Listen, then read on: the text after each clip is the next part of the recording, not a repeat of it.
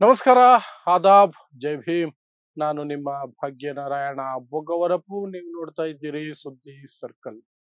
Trinamool national Congress, TMC, ಅದನ್ನ ಹುಟ್ಟು ಹಾಕಿದ್ದು ಮಮತಾ ಬ್ಯಾನರ್ಜಿ. ಕಾಂಗ್ರೆಸ್ನಿಂದ ಪ್ರತ್ಯೇಕಗೊಂಡು ತಮ್ಮದೇ ಒಂದು ಪಕ್ಷವನ್ನು ಸ್ಥಾಪನೆ ಮಾಡಿದ್ರು. ಅದಕ್ಕೆ TMC ಅಂತ ಹೆಸರು ಕೊಟ್ರು.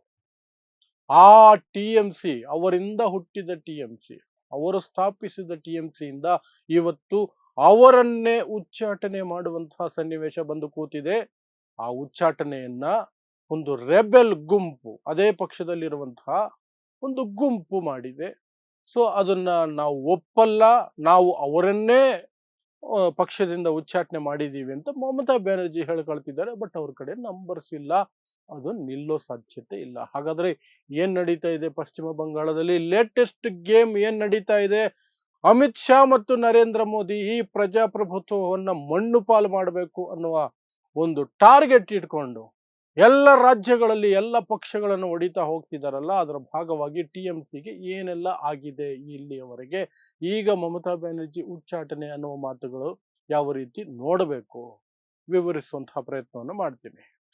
ಸೊ ಕಳೆದ 2 ತಿಂಗಳ ಹಿಂದೆ ಪಶ್ಚಿಮ ಬಂಗಾಳದಲ್ಲಿ ವಿಧಾನಸಭಾ ಚುನಾವಣೆಗಳು ನಡೀತು. ಅಲ್ಲಿ SIR, ET, ID, CBI ಎಲ್ಲ ಕೆಲಸ ಮಾಡಿ, ಎಲೆಕ್ಷನ್ ಕಮಿಷನ್ ಕೆಲಸ ಮಾಡಿ, ಬಿಜೆಪಿ ಪ್ರಚಂಡ ಬಹುಮತದೊಂದಿಗೆ ಮೊದಲ ಬಾರಿಗೆ ಪಶ್ಚಿಮ ಬಂಗಾಳದಲ್ಲಿ ಸರ್ಕಾರವನ್ನು ರಚನೆ ಮಾಡಿಕೊಳ್ತು. TMCಯಲ್ಲಿಯೇ ಇದ್ದಂತಹ ಸುವೇಂದು ಅಧಿಕಾರಿ ಇವತ್ತು ಮುಖ್ಯಮಂತ್ರಿಯಾಗಿದ್ದಾರೆ. TMC ಇದ್ದಾಗ ಜಗತ್ತಿನ ಅತಿ ದೊಡ್ಡ ಭ್ರಷ್ಟ, ಬಿಜೆಪಿಗೆ ಹೋದ ತಕ್ಷಣನೇ ಅತಿ ದೊಡ್ಡ ದೇಶಭಕ್ತ ಆಗಿ ಪರಿವರ್ತನೆ ಆಗಿ ಮುಖ್ಯಮಂತ್ರಿ ಸ್ಥಾನ ಗಳಿಸ್ಕೊಂಡಿದ್ದಾರೆ. ಅಲ್ಲಿಗೆ ನಿಲ್ಸಿದ್ರೆ ಆಗಿರೋದು. But no, BJP is BJP, Gujarat gang is Gujarat gang. ಏನ್ ಮಾಡಬೇಕು? ವಿರೋಧ ಪಕ್ಷಗಳನ್ನ ನಿರ್ನಾಮ ಮಾಡಿ ಬಿಸಾಕ್ಬೇಕು. ಇರಲೇಬಾರ್ದು. ಸೊ TMCನ ನಾಶ ಮಾಡಬೇಕು ಅಂತ ಪಣ ತೊಟ್ಟರು. 80 MLAಗಳ ಪೈಕಿ 60ರಿಂದ 65 MLAಗಳನ್ನ ಸೆಳೆದು ಕೂತಿದ್ದಾರೆ ಇವತ್ತು.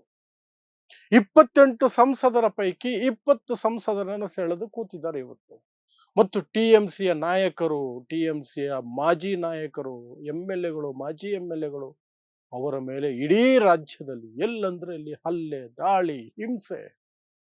ಹೇಗಂದ್ರೆ ಹಾಗೆ. TMC ಬೆಂಬಲಿಗರ ಮನೆಗಳಿಗೆ ಬುಲ್ಡೋಸರ್ಗಳು, ಅವ್ರ ಮೇಲೆ ಕೇಸುಗಳು, ರೋಡಲ್ಲಿ ಮೆರವಣಿಗೆ, ಎಲ್ಲ ರೀತಿಯಾದಂತಹ ಹಿಂಸೆ, ಪ್ರಜಾಪ್ರಭುತ್ವ ಕೇಳರಿಯದ ಕಂಡರಿಯದ ಎಲ್ಲ ಪ್ರಯೋಗಗಳು, ಎಲ್ಲ ಹೀನ ಪ್ರಯೋಗಗಳನ್ನು ಸಹ ಬಿಜೆಪಿ ಪಶ್ಚಿಮ ಬಂಗಾಳದಲ್ಲಿ ಮಾಡ್ತಾ ಇದೆ.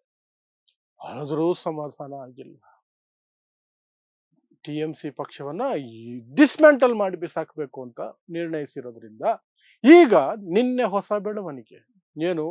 TMC ಪಕ್ಷದ ಸಂಸ್ಥಾಪಕಿ ಮಮತಾ ಬ್ಯಾನರ್ಜಿ ಅವರನ್ನೇ ಪಕ್ಷದಿಂದ ತೆಗೆದು ಬಿಸಾಕಿದ್ದಾರೆ. ರಿತುಪ್ರತಾಪ್ ಬ್ಯಾನರ್ಜಿ ಅನ್ನುವಂತಹ ವ್ಯಕ್ತಿಯ, TMC ನಾಯಕನ ನೇತೃತ್ವದಲ್ಲಿ ರೆಬೆಲ್ MLAಗಳು, MP ಗಳು ಎಲ್ಲ ಸೇರ್ಕೊಂಡು ಮಮತಾ ಬ್ಯಾನರ್ಜಿ ಅವರನ್ನ ಚೇರ್ಪರ್ಸನ್ ಹುದ್ದೆಯಿಂದ ತೆಗೆದು ಹಾಕಿದೀವಿ ಅಂತ ಘೋಷಣೆ ಮಾಡಿದ್ದಾರೆ. ಅವರ ಪ್ರಕಾರ ಅದರ ಅವಧಿ ಮುಗಿದಿತ್ತು.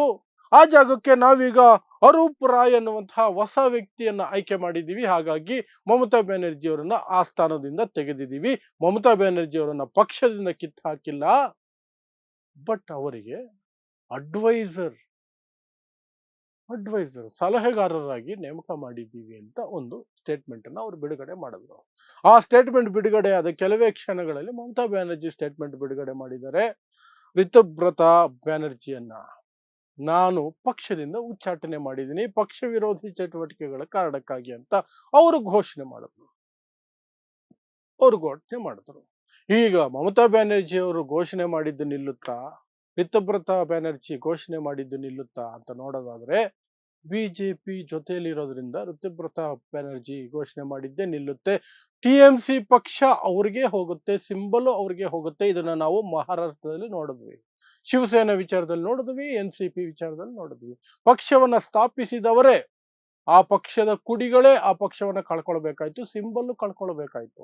ಇಲ್ಲೂ ಸಹ ಆಲ್ಮೋಸ್ಟ್ ಅದೇ ಪರಿಸ್ಥಿತಿ ನಿರ್ಮಾಣ ಆಗಿದೆ. ಯಾವ ಕೋರ್ಟಿಗೆ ಹೋದ್ರು ಏನು ಹೋದ್ರು ಸಹ ಮಹಾರಾಷ್ಟ್ರದಲ್ಲಿ ಏನು ನಡೆಯಲಿಲ್ಲ. ಇಲ್ಲೂ ಸಹ ಏನು ನಡೆಯೋ ಸಾಧ್ಯತೆಗಳು ಏನು ಕಾಣ್ತಾ ಇಲ್ಲ.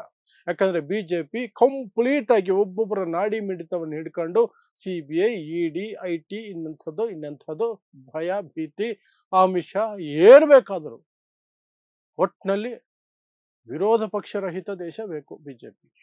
ಅದಕ್ಕೇನ್ ಮಾಡಬೇಕು ಅದನ್ನು ಮಾಡ್ತೀವಿ ಅನ್ನೋ ರೀತಿಯಲ್ಲಿ ಎಲ್ಲ ಹೀನ ಲೆವೆಲ್ಗಳನ್ನು ದಾಟಿ, ಹೀನಾತಿ ಹೀನ ಲೆವೆಲ್ಗಳನ್ನು ದಾಟಿ ಈ ಮಟ್ಟಕ್ಕೆ ವಿರೋಧ ಪಕ್ಷಗಳನ್ನು ಟಾರ್ಗೆಟ್ ಮಾಡ್ತಿದ್ದಾರೆ.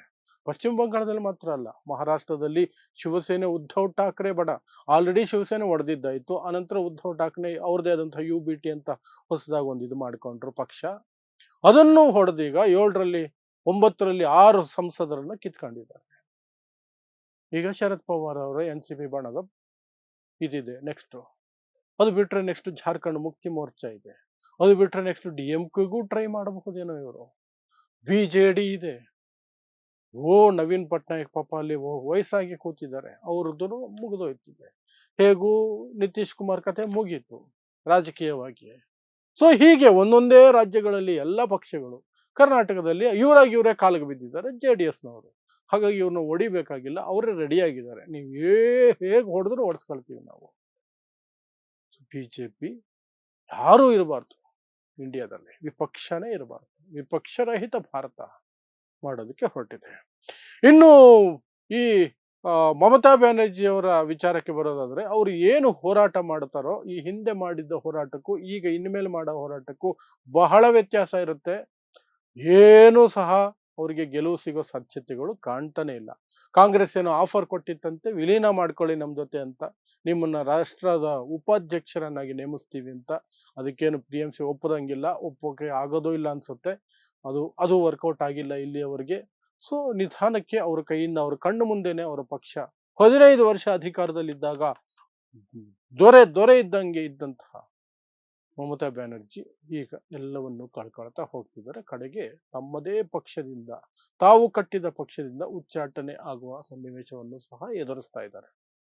ನೋಡೋಣ ಇನ್ನು ಏನೇನಾಗುತ್ತೆ.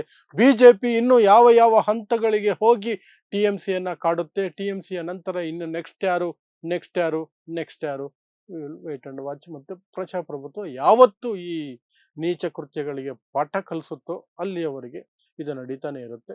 ನಾವು ವಿಧಿ ಇಲ್ಲದೆ ನಿಮಗೆ ವಿವರಗಳನ್ನು ಕೊಡ್ತಾನೆ ಇರ್ತೀವಿ ಅಷ್ಟೇ. ಸೊ ಇಂತಹದ್ದೇ ವಿಶೇಷ ಸುದ್ದಿಗಳಿಗಾಗಿ ನೋಡ್ತಾ ಇರಿ ಸುದ್ದಿ ಸರ್ಕಲ್.